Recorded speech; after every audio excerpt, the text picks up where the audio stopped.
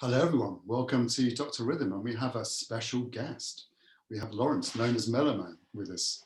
It's great to have another Londoner on the show for the first time. Lawrence is in the opposite end of London to me, but it's delightful to have him here. So we're very pleased. Yeah, thank you for having me. Great. Pleasure.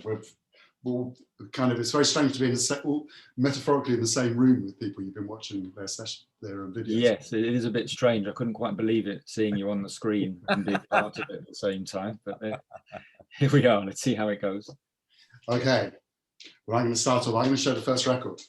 And this is something which I had just upgraded, actually, because my copy, I think, was probably full of candle wax and massage oil or something rather. When I tried to play it, it sounded absolutely terrible. So I've got the new, they've just been remastered and reissued, actually. And what I was really pleased to hear is that the Strange Games and Things, which is the classic track of this, is actually the long version on the album. So they've actually got 7.5 minute, 8 minute version of it as well. But this is probably one of my favorite Love Unlimited Orchestra records. Barry White, of course. And you even list the musicians on the back, which is pretty unusual for Barry. So yeah, My Sweet Summer Suite, which is very unseasonal. But I didn't know that one. I didn't know the album. I know the song, but I'll check that one out. Yeah, it's great. It's got the full, what was the 12-inch version on the album now, which is great. Oh, brilliant. And who's remastered it, John? Where's it come from? Just come out from Mercury, from Universal, I think. It was like a tenner or something or other from Amazon. So it's not like a 25 quid job, you know, like that. Oh, even better.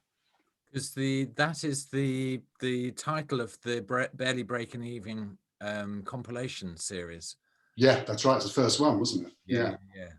That was part of my musical education, as we were talking about that compilation series. Yes, they were really good. A lot of places, yeah.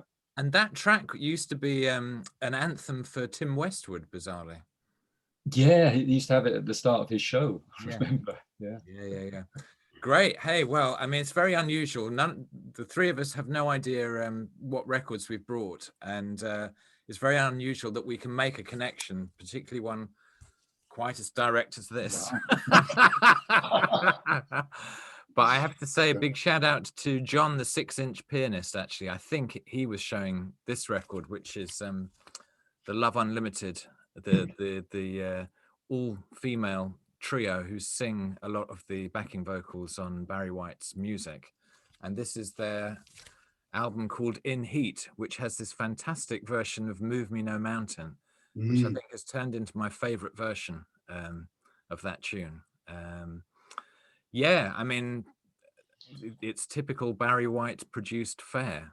I'm sort of thinking there's almost kind of 3 modes for Barry White. There's a kind of more kind of 4 on the floor disco vibe.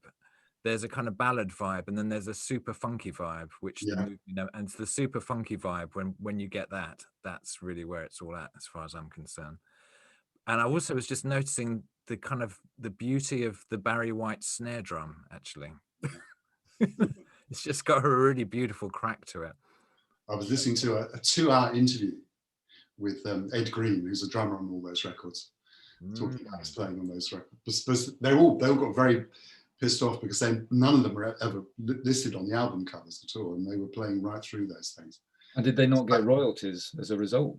No, I think they got session fees. They got like $100 or something. It's absolutely classic. But in fact, I think he started to give them credit after a certain time. But he plays on virtually all of the early records. As does Wilton Felder. Wilton Felder's playing bass on them. Yes, that's right. Interesting. He talks a lot about his snare sound, I have to say, on these interviews. Right, is that me then? It's you, Lawrence. Well, I've tried to get some tenuous jazz links. I've come to the conclusion that I've got a bit of a tin ear for a lot of jazz. I'm not very good at it. But this isn't a jazz album by any means, but there is a connection. This is Michael Henderson, who was the bass player with Miles Davis for about 5 years or so, it tells me. But this is a wonderful album. I was just listening to it last night. And it's got a very amusing cover, very fine glasses. And he has a habit of getting his chest out a lot on his albums. He's got it on here. but really nice. The two songs I really love here, "Treat Her Like a Man," or sorry, "Treat Me Like a Man," is great. Really nice bass going on, and "Let Love Enter" is kind of Brazilian dancey number. But there's lots of heavy, slappy bass and lots of great synthesizer stuff on this. Really great album. I love this one, and it's a nice cheap one you can get as well. They're all really, I mean, all these, I love all those albums actually, and they're all, as you say, incredibly cheap. I mean, they're literally like 50p or whatever you can get them for. Yeah. Virtually, and they've all got, and also they sound great as well. They're all production. Oh yeah, no, I mean, I had them cranking it up loud, and it's just beautiful, really great. Yeah, I saw him actually he wasn't in great shape actually when I saw him, so I must admit he was kind of, but he did get his chest out. Kind of, Okay, probably quite a long time after he shouldn't have done. Was that the gig at the Forum with Norman Connors by any chance? I think it was. Yeah, that's right. Yeah. I remember hearing that live on Radio London, and he he could barely sing, I seem to remember. Yeah, but I think he got better afterwards a bit, actually. I think he was, some substances were getting at him, I think. Yeah. And of course, used to play bass with Stevie Wonder. That's right. Well, wow, okay. Yeah, he was the Motown bass player, wasn't he, actually? Mm. He looks so young on this album cover, but he seems to have got around an incredible amount. I think he was playing with Stevie Wonder when he was about 16 or 17 or something. And he was very young when he was with Miles at the beginning as well. Yeah. Okay, this I'm next. Yeah, I'm next. You are next, John. This is going to be difficult to see, actually. This is Rufus and Shaka Khan with a silver cover embossed. Camouflage? Camouflage, yeah. Yeah. Which is really, I mean, there's a really weird coincidence on the radio show. Mark and I both do radio shows in this Rootstock station. I kind of talked about Bruce Swedian, who was the engineer who worked with Quincy Jones and with loads of brilliant people actually during the 70s and 80s. And the day after, there was a note saying he died the following day, and I had no idea about this. And what made it even weirder was when I read the note, I was actually playing this record, which was really strange. So this is kind of this was the last but one Rufus Shaka Khan record. And it's actually really good, actually. I mean, it's not up to that incredible run they had with Ask Rufus and all the other ones as well, but it's got some great stuff on it. And the track highlights on here, they're really great. A lot of, it was kind of produced by Rufus, but also kind of arranged by Rene and Angela as well, so Angela Wimbush. And it's got a very similar sound to that kind of thing. But it's a kind of, again, you can pick this up for virtually no money at all. Actually, it's a real cheap one. But good album, actually, worth getting. Yeah. Well, gosh, I can't believe the connections are flowing. I did a big feature on Bruce Swedian on my show on Thursday. And I one of the great things with Discogs is if you put your records on there, you can do a search for a name and you can suddenly discover. I suddenly discovered I had loads and loads of records that Bruce Swedian had engineered or mixed, a lot that I didn't know, but I did know about this one. And it's Quincy Jones and stuff like that. And just when you start realizing all the records that this guy has mixed, they all have this incredible kind of sonic presence and sort of this amazingly warm, airy sound, and none more than this record, which I mean, it's just got some absolute corkers on it. It's got great version of Tell Me a Bedtime Story, the Herbie Hancock tune. I'm trying to get this light off. Obviously Stuff Like That's amazing. And an incredible version of Taking It to the Streets, the track that the Doobie Brothers made famous with. And this has got Luther Vandross really giving it some, actually, in the vocal department, doing a duet with Gwen Guthrie. But incredible arrangements. And just everyone check your record collection and note the Bruce Swedian connections. He's everywhere. I discovered he'd actually, worked with Jackie Wilson and Duke Ellington in the sort of 60s that I had no idea about. And the Chi-Lites and Eddie Harris. Yeah, that was. Oh. I was a bit surprised you didn't play your favorite Eddie Harris track, actually. Well, I've probably played my favorite Eddie Harris track before. I'm still discovering new Eddie Harris tunes that I hadn't really noticed before. Do you know Eddie Harris? Lawrence? I know him. I know of him, and there's an album I know I definitely want by him because it was in It's All Right Now. Is that him? Yeah, that's the track. That's the it. album's. Yeah, that's the one. That album is one of my. That's Why I'm Overweight is the name of the album. Yeah. Yeah. So that's the one I've been looking for. I mean, if you're looking to sort of, you know, enter a slightly more jazzy territory, he's a really interesting, you know, he's got such a unique vibe to him. Cool. He's always very, very soulful in his playing and just really experimental. He was, you know, the first person to electrify the sax, you know, and he's always got really fascinating pedals and just really interesting sonics and very experimental, but also very accessible in a strange way. No, definitely. I'll be looking out for him then. Again, it shouldn't cost you very much money. Oh, even better, even better. So keeping it soulful and jazzy, this is Marlene Shaw, one of my all-time favorite singers, I think, because she's just a good, like, she's a real performer, I think. You can tell, because this album has her famous version of Go Away Little Boy. But she did an earlier version, which is okay, on her classic, was it Roulette or one of those? But this is a later one with the spoken intro, which is absolutely fantastic. And it's what she's famous for.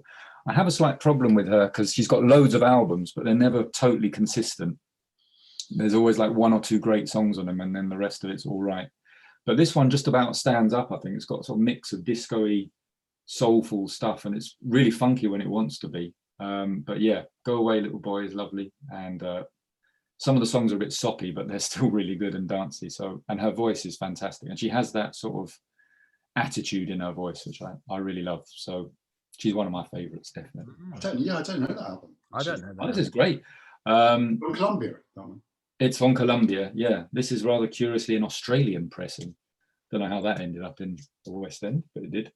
And this is a really good one. She's got more famous albums and more hard to get. I think this one's not so hard to get. And it's I've got a couple of those. I don't know that one. I'm weirdly starting to recognise art direction on covers now. I could tell that was a Columbia record without. Oh my goodness. That's advanced level, Ned. John. Ultra nerding, I think that is. But you know the version of Go Away Little Boy? Yeah, I think I've got that on some kind of weird single with somebody else on the other side. All right, no, well, that song is definitely worth checking out. Everybody loves it because it's really amusing, the rap at the beginning and everything. It's great stuff. So I definitely recommend that one. Yeah. Okay, well, this one, there's very little to look at, actually. This is a 12-inch single. But there was a period in the 80s when I got obsessed with independent American soul music. Because I kind of was getting a bit fed up with what was going on in the mainstream. And this is a band called the California Executives, which is and it's the track is called I Don't Know Why and I Can't Let You Go. And it's they were kind of like Dramatics Come Dells, kind of very unfashionable for the 80s kind of vocal group.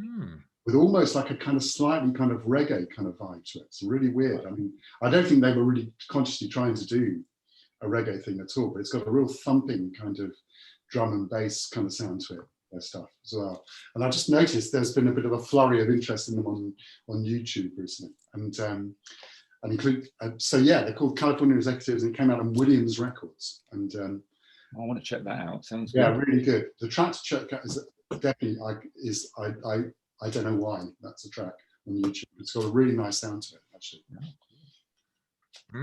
Nice. Well, I guess my connection is this next singer was probably very influenced by some of those all-male vocal lineups. And this is Slim Smith.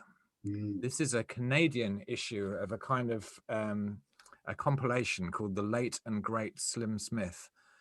Slim Smith was also a singer with a Jamaican vocal outfit called the Uniques. And this particular little hunt was inspired by the recent passing of Bunny Lee and me just realizing that track, My Conversation, which is a kind of classic reggae rhythm that's been versioned many, many times. With the original, I think, is the Slim Smith version.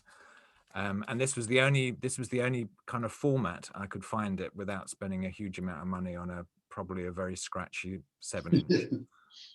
But yeah, Slim Smith, I think one of those reggae vocalists, maybe sort of in the kind of Alton Ellis kind of department, just to could also have been an amazing soul singer. But very obviously very inspired by a lot of music that was coming from America, but also had his own really distinctive sound, and always worth checking out. Quite a short and kind of tragic career, unfortunately. But yeah, there's some real corkers on this. But yeah, if you don't know, if you just want an introduction to Slim Smith, check out My Conversation. It's absolutely delightful. Who put that out? Sorry? Who put that out? Who put this out? Good question. Micron. I think a Canadian record label. I'm sure Doug will comment on it. Yeah, Doug will. All about the Micron record label. Yeah. Okay, I don't have any connections, sadly. I don't have any reggae today to show. Oh. So I'm gonna go Latin. Yeah. With a very an album cover you would very easily skip over in the one package. I think. Absolutely. Just Like Magic by the Latin Percussion Jazz Ensemble, which even then you probably wouldn't pay much attention to. But it turns out that this is Tito Puente and Carlos Patato Valdez. Nice. And this album is banging, I have to say. Literally, it's just noisy, and I was playing it very loudly this morning. I'm sure my neighbors weren't very appreciative, but it's really, really great stuff going on here. It's jazzy, as it suggests, and I really love it. It's from 1979, so they did this thing where there's a couple of tracks which are a bit probably best shouldn't have bothered, but the rest of it's absolutely fantastic. And I got this album quite cheaply because the cover's a bit battered and there's some writing on the back. But then I looked a bit closer and it turns out it's signed by Tito Puente and Patato Valdez, which was really nice. So whoever sold it thought, I was writing on it, do it for cheap. So yeah, I really like it. This was not an album I would bother with, but there's quite a few people in Colombia that I follow on Instagram and things, and they've put things up, and I found this and had a listen, and it's great. You can find the whole album on YouTube. Really nice stuff. What year is it, Lawrence? 79. So yeah, it's kind of like past their sort of greatest years, perhaps. Yeah. But it stands up, I would say. I really love it. I've got a great memory of seeing Tito Puente, I think, and Celia Cruz at the Hammersmith. Yeah, Hammersmith. Yeah. Were you there, John? Yeah, I know. Mark and I have known each other for such a long time. It turns out we went to the same gigs even before we knew each other. Yeah, that was amazing. It was amazing. Yeah, gosh. I also saw Hector Lavoe at a church in Pimlico. And basically it cost 40 quid to get in. And you had to buy a bottle of wine, which cost, I think, £40 as well. But they basically paid for the band to fly over on the door. So the whole thing was, and it was like a massive kind of community event. And it was absolutely fantastic, actually. Really? When was that? Really. That was around the same time. It was just before he started to get ill.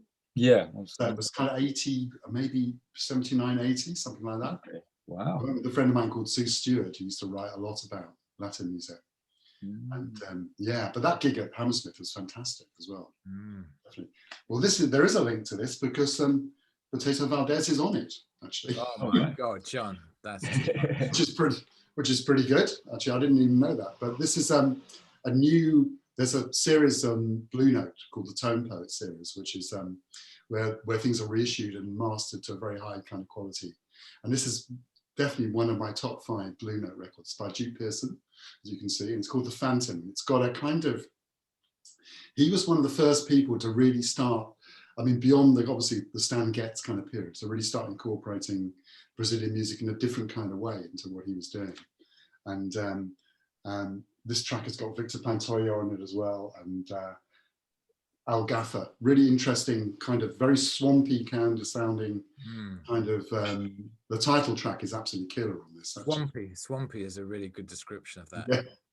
I mean, really kind of, yeah, it doesn't sound anything like a kind of most Blue Note records. I mean, he did 3 or 4 records around this time, which had that kind of Brazilian influence, but in a very different way to how it's being incorporated before. So yeah, great album on Blue Note. Kind of slightly cheaper than most of the Tone Poets, but it's only, it's not a gatefold cover, but sounds amazing, actually, I have to say. Real pleasure. And yeah, so there was a connection. I didn't expect there to be one, but right, I'm going a bit tenuous, but there's definitely a Latin vibe going on this very cheesy cover. I love that record. Do Yeah, you? yeah, So, I love it. So I'm sure there's some people on the VC who watch Steve Guttenberg, who calls himself the real audiophiliac. And there's a current series where Michael Framer, who does the Analog Planet blog, is basically just sharing records that sound really good. And I think in episode 1, he mentioned this record, which I then managed to pick up for less than a cup of coffee on Discogs, which was amazing. And actually, it was packaged beautifully with 2 other vinyl records kind of protecting it. And it cost £2. And in fact, it was £1.98, I think. Anyway, Henry Mancini, I mean, an incredible sort of arranger, conductor, and just the sonics on this are amazing. I mean, it is a little bit cheesy at times, and there is very weird use of a harpsichord throughout, which sounds a little bit like a clavinet. And yes, it sounds really funky. Yeah. But I was immediately struck by a great version of Moaning, actually, and Art Pepper's all over this as well. So yeah, I definitely seek this one out. I'm a bit of a Mancini obsessive, actually, I have to say. I mean, there's always great players on all his records as well, actually, and they do sometimes go over into the cheesy, but there's usually some really good stuff to listen to. Yeah. Oh, great stuff. I've got one more Latin record to show. This is Eddie Palmieri, and I thought I'd show this because I know that John is a big fan of Kip Hanrahan. Yeah. He produced most of this record. Right, yeah. And yeah, it says all rhythm tracks, apart from the one song that's not very good. So there we go. And it's pretty good. I mean, it's not classic Eddie at his peak, let's say, but there's some really nice stuff on it. Just some good tracks with just him on a piano. My favorite track. I love the solo piano tracks. Are fantastic. Yeah, really nice because he gets that full body from the piano out. And the rest of it does a nice version of his own Asuka Pati and everything. And this is, nice. Is it called Sueño? Sueño, yeah. That's the one. Yeah. Cool. Really like that one. No connection at all to the next record. But I've been having a bit of a gospel period, actually, and getting some Sam Cooke out. I actually pulled this out by mistake, actually, and played it, and it just blew my head off. I forgot how amazing this record is, actually. I mean, it's kind of, obviously, there's lots of compilations of Sam doing gospel music, but this one is absolutely kind of burning, really, really, really great stuff. So I think most of it was recorded, I think it's kind of recorded a couple of years before he went kind of secular, but it's some really, really good music. I mean, just kind of classic stuff. And this is a kind of, I think it was a compilation, I'm not sure. They came out on Specialty Records. And just classic gospel music, really. No, it's all really great. All that early Sam Cooke, that was some of the first records I ever had was buying Sam Cooke records because it's just so, I don't know, the joy in those records is so immense. Absolutely. It's beautiful, beautiful music. The version of Peace in the Valley on this is absolutely killer. Well, I can keep a soulful thread, but we've moved back into the UK here, and this is an album that, I mean, I've been following Omar really from the beginning of his career because I've got a couple of friends who kind of grew up with him, and I met him very, very early on. In fact, I was nearly going to play bass with him at one stage. Really? Yes. Anyway, this was an album that it completely passed me by, from 2012, and it's called The Man. And again, it's actually really quite cheap to pick up on vinyl. And I sort of noticed it because Questlove had done this kind of playlist for people who were queuing up to vote in the American election a few weeks back. And he was just posting up albums with tracks that were on his playlist. And this one popped up and I thought, oh, that's an Omar album I know nothing about. And it's absolutely fantastic. Really, really one of his best as far as I'm concerned. Love the first couple of tracks in particular, Simplify and The Man. And yeah, Omar just, you know, he's just a real, has his own sound. You can listen to a bar of an Omar track and you know it's him. The way his sounds, his voice, his phrasing. Yeah, so great. I took Omar to South Africa, in fact, along with Misha Paris and Shauna Scoffrey, did a tour of South Africa, and he was just great on that tour. Actually, I mean, he kind of did it. He also did this amazing kind of. He had a kind of like a kind of guitar, kind of almost George Duke style guitar he had with him, and he did this amazing kind of solo track, which everyone just went nuts for, actually. And it was great, actually, really, really good. Well, funny that we should get there because this is what I had up Wow. anyway. So there we go. How about that? This is a great album. This is the only one of his that I actually have on vinyl. I've got some others on CD, but it's one of, this was the first album I had of his. It must be from 96, 97, I think. And it's got some unexpected stuff on it, like his version of Golden Brown, and an appearance from Old Dirty Bastard. But there's beautiful stuff on it as well. I mean, the title track, This Is Not a Love Song, just lots of great stuff. And like you say, he's got that distinctive sound and you can just hear it straight away. And I went to see him when this came out. I went to see him in concert, and that was fantastic. He's a proper entertainer. I really enjoyed the concert because he did all his things, slapping his chest and all of that stuff that he was doing then. So it was great. Yeah. So what can we say? I knew Omar's dad quite well, which shows how old I am.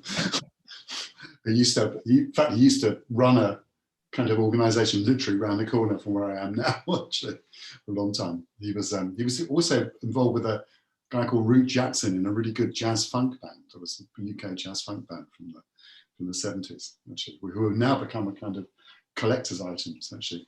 Wow. Interesting. Cool. He was Byron, I think, was supposed to own him.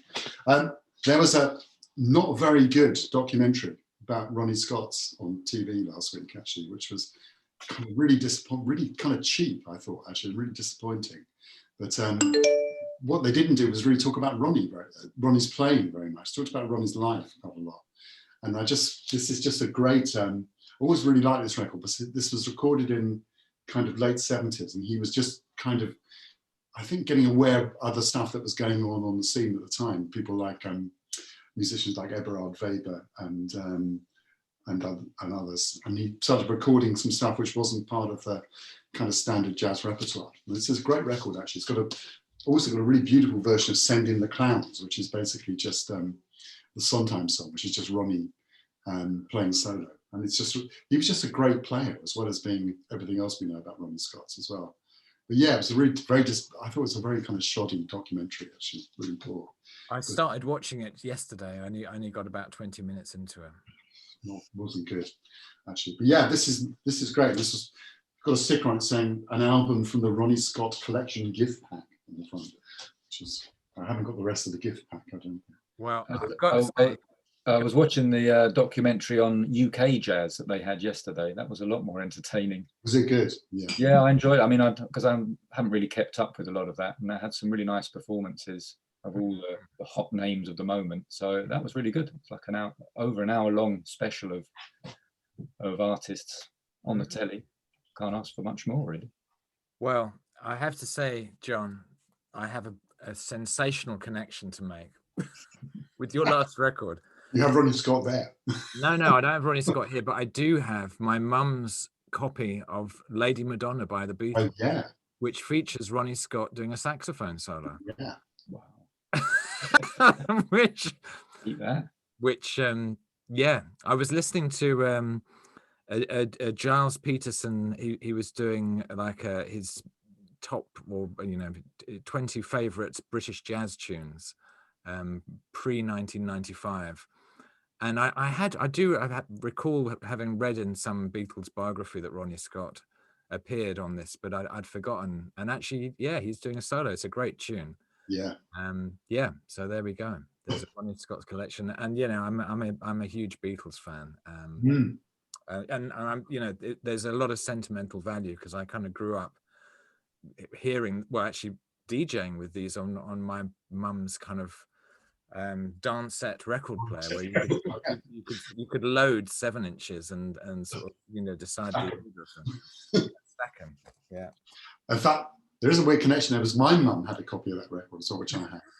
And she only had about 4 records, and I think that was one of the only 4 she had. But I've got a copy. Right. Bringing it jazzy again. Here's one I've been listening to today, just to cheer me up, because it's a very cheerful record, this one. It's quite hard to get a lot of Roy Ayers records, even reissues which are not very legitimate usually. They're not that easy to come across, but this is one you can get the original copy easy, no problem. And it's brilliant, and it's so uplifting, a lot of the music on this. And just sometimes you need some very cheerful music. So that's been keeping me quite bubbly through lockdown. Definitely. I really love this one. I think he's great, and he's got such a vibe. I think him and George Duke have a vibe about them, which is just kind of just warm somehow or other. You just feel like you want to be around them. Yeah. You're quite happy, very pleased to have them in your room, I think. Yeah, no, definitely.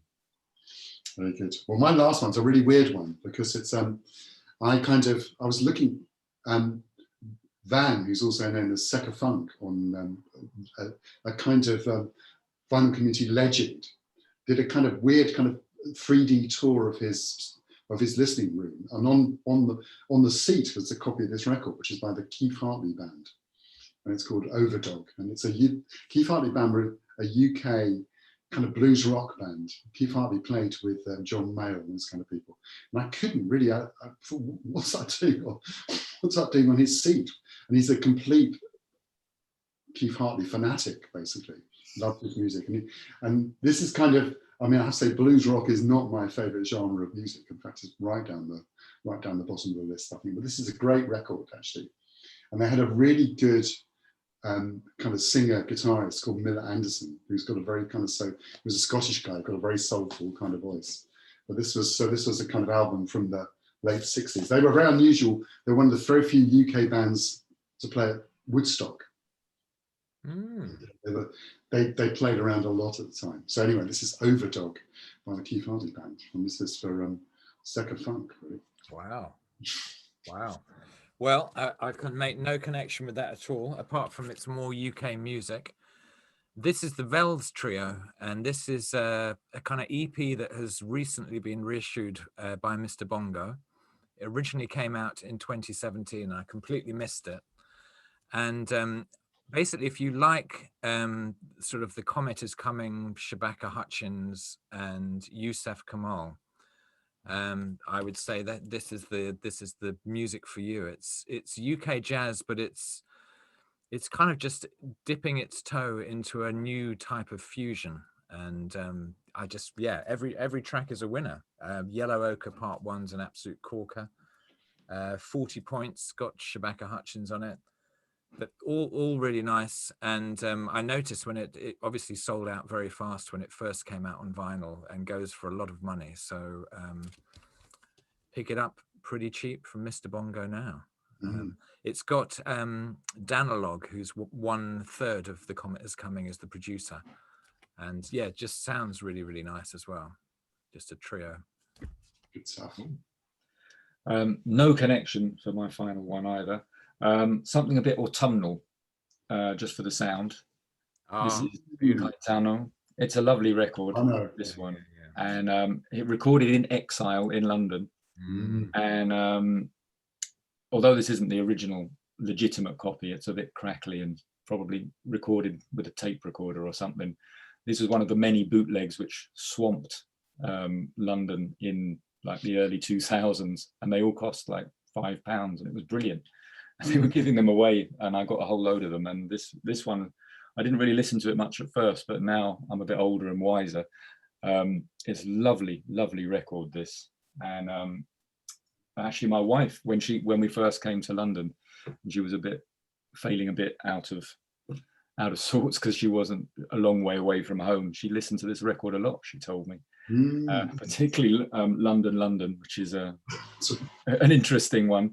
And although I think Gal Costa does a version which I slightly prefer, but this is still great. Yeah, lovely record, this one. Great stuff. It's got a real melancholy to it, hasn't it? Very, very, yeah. And some of the songs are in Portuguese and some of them are in English, and some of the rhymes of his lyrics are sometimes, they sound a bit almost naive and everything, but there's a lot of I really like the Outsiders' take on making an album in London in, I think, 1969. Yeah, the swinging 60s, and he was hanging out with Terry Reid apparently at this sort of time. I remember. Yeah. I took Caetano out for a pizza at Pizza Express in the 1990s with Arto. Do you know Arto Lindsay? Do you know Arto Lindsay? Yeah. American. Yeah. I mean, basically, they did a show together at the Queen Elizabeth Hall, which was amazing, actually, really interesting show. Although Caetano rather kind of dismayed, his fans were a bit dismayed because he read a lot from his book. The book Tropical Truth had just come out, and he did a long reading from this book. You would be a bit. The audience were getting a bit jumpy, but then he played with Arto and had an amazing band with Bernie Worrell from PFAP playing keyboards. Yeah, so I got the chance. I got met them. I got a chance to go out for a pizza with them before the gig, which is very nice. But he's a delightful guy. Actually, really interesting. I'm like, I was thinking a lot because I went to Brazil a few times and kind of got kind of friends. I can't imagine how people are feeling out there at the moment with what's going on there. No. I mean, it's just horrendous, really. And the country's just gone completely mad, really. Yeah. Didn't we see Caetano Veloso at the bar? We did, yeah. With his son, the band with his son. That wasn't so good, actually. It was kind of, I mean, he had a band, he decided he was going to have a kind of rock band with his son. And it was still the classic stuff, but not anywhere near his kind of usual, because usually he puts on such an amazing show. With lots of kind of very odd dancing. He does that whole thing about rolling his trouser legs up and a strange kind of dance across the stage. There was none of that when we saw him this time, but yeah, it was a nice gig, but it wasn't kind of quite what I was expecting, really. Right. Books and films, John. Books and films. The book is something I've been going through a load of books, kind of the idea of selling them, actually, and end up rereading them. And this was a classic one. Actually, it's called The Clearing, and it's by a guy called Tim Guatreau.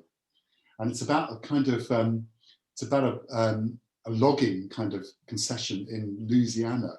But it's a really, really interesting book. It's got a kind of, it's a fiction book, but it's quite kind of brutal, but it's also got some really kind of interesting observations into friendship and all that kind of stuff in there as well. And you know, I was talking earlier on about the record having a swampy vibe. This has definitely got a swampy vibe to it. But I know a lot of people who I recommended this book at the time, and they just absolutely loved it. Actually, it's just a really kind of unusual read. Actually, it's kind of a little bit of a thriller, but not really a thriller. It's kind of, yeah, really good one. Somebody should definitely make a movie of this book, actually, because it's perfect for a film. Well, this is a really, I've been showing some highbrow stuff. This is super lowbrow. This is really kind of naff, but I've actually been enjoying this series. The Vinyl Detective by Andrew Cartmel. It's basically just about a vinyl nerd who is commissioned to sort of find records, and there's always some kind of crime caper that's involved. I mean, it's so naff, but it's also very readable, and sometimes you just want something where your brain is switched off. And I've been reading a lot of very stimulating books, and that's not always the best thing to do before you go to sleep, I've discovered. But if you want a good night's sleep, then this is great. Any of these, there's about 5 of them. Yeah, I saw those the other day, and I was thinking, is that as absurd as it sounds. It is. I mean, it's super naff, but kind of readable, and there's always just a few kind of proper nerd details that kind of keep you interested. But it is incredibly naff, but enjoyable. There was this guy I used to see quite often at Honest John's and other places in West London, and suddenly disappeared off the face of the earth. And I was I remember seeing him last year somewhere, and I think it was actually in Rough Trade. And I said, I haven't seen you for ages. What are you doing, man? He said, I'm a concierge. And I said, what does that mean? He says, I buy records of people. And basically rich kind of yuppie types from West London pay him money to go out and buy them record collections. So they have a kind of super hit record collection. He's making a fortune doing this. Wow. And it's like kind of having a personal shopper for vinyl or something. And he said some of them haven't even got record players. And they just like having the covers there. So that's the real downside of the vinyl revolution, I think, actually, is that rich people just want the covers. Yeah, well, my book is perhaps a little more highbrow, I don't know, but it reads like a Hollywood movie. It's come out a long time ago now. This is Young Stalin. It's the biography of Stalin in his youth, basically. And the beginning starts with this bank heist gone wrong, and it could be a Hollywood movie, but it's all true, I guess. And basically you see the seeds of what he eventually became told here. And working with a lot of young people as I do, who often grumble to me about how they hate history, I always have to tell them that history is completely and utterly wild, and particularly Russian history is just crazy.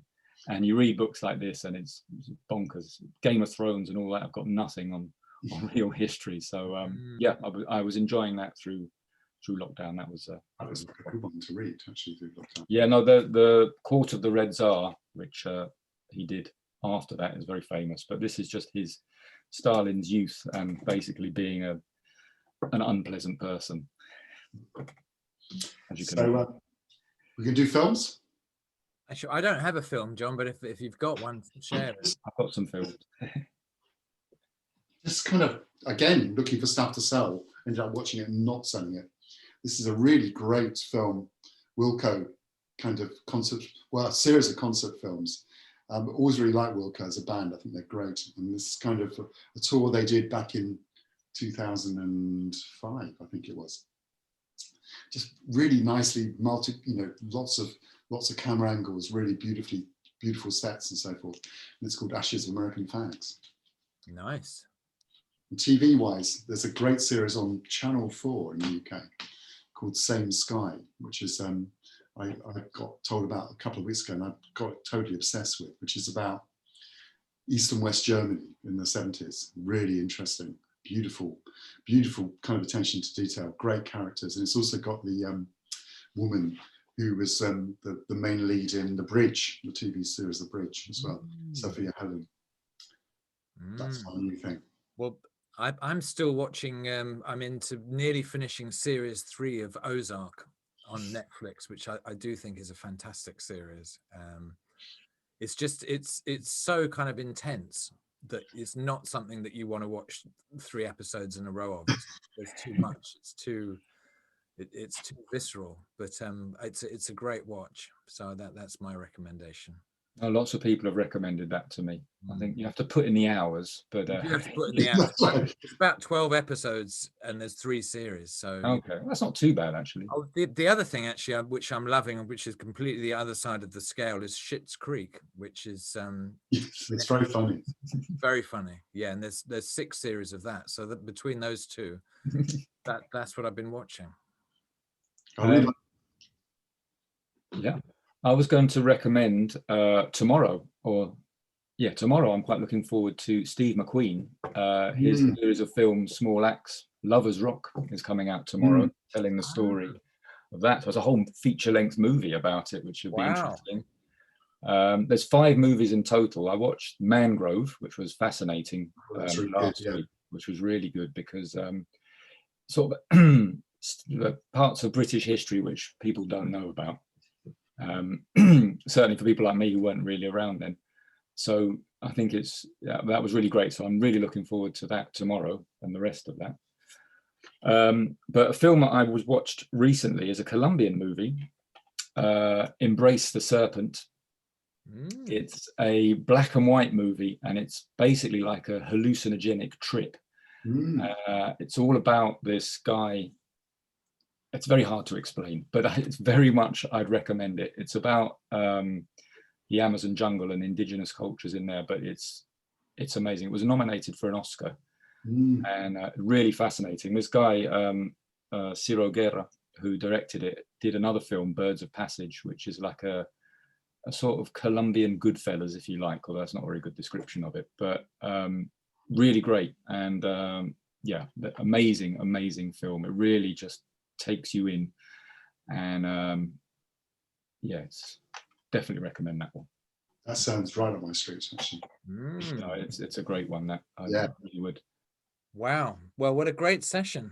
And we will leave Lawrence's YouTube channel, which you really should check out. Yeah, no, I have to say big thank you to you guys, because you've been name checking me constantly. So constant appeal for a response from the internet whenever you shout into it. You've been very helpful. So it's been great.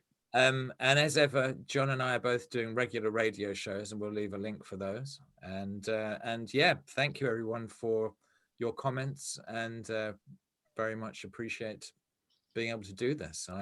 We're still going to be in lockdown, so I don't know who our next guest will be, but yeah, if anyone fancies doing this with me and John, just let us know in the comments. Definitely. Yeah. Thank you for having me. It's been great. It's been a real pleasure. Great to have you. Okay, I'm going to end the